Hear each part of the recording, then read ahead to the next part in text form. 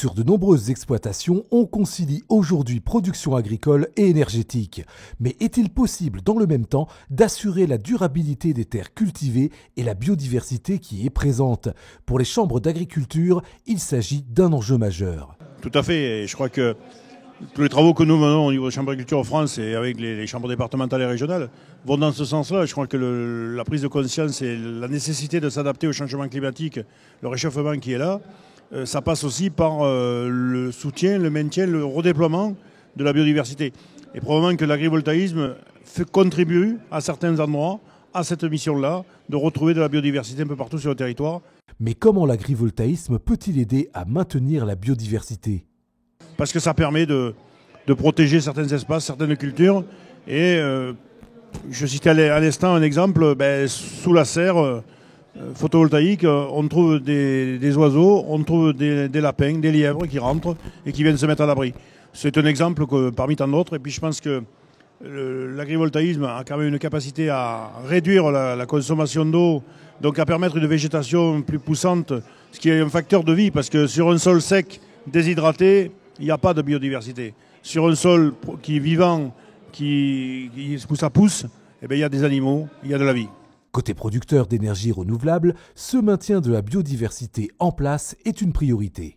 C'est un élément qui est très très important pour nous dans la conception même des centrales photovoltaïques et qui viennent très très en amont dans la conception, c'est-à-dire qu'on vient avant tout préserver la biodiversité déjà existante sur le site. Cet enjeu du maintien de la biodiversité sur les exploitations agricoles est d'autant plus important au vu de la dynamique de l'agrivoltaïsme.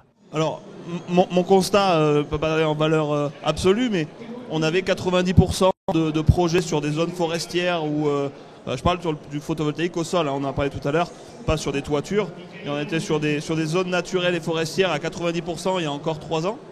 Et on est aujourd'hui de l'ordre de quasiment 80% sur des espaces agricoles. Donc là, total changement de paradigme et changement aussi de mentalité des développeurs, des porteurs de projets et des propriétaires fonciers.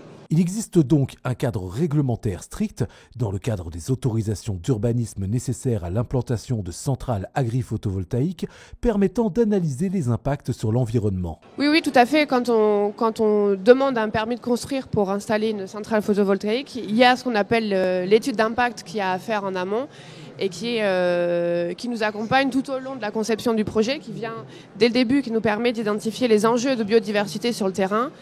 Et c'est à partir de ces enjeux-là qu'on va pouvoir designer la centrale. Pour améliorer la synergie entre agrivoltaïsme et diversité, un suivi est mis en place après le début de l'exploitation des panneaux.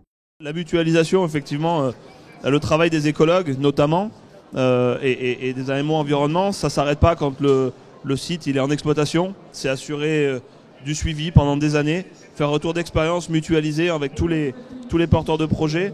Parce que tous les résultats ne sont pas les mêmes, parce que comme on le disait tout à l'heure, tous les projets sont différents. Donc voilà, mutualiser ça et puis pouvoir valoriser le retour d'expérience pour justifier de nouveaux projets.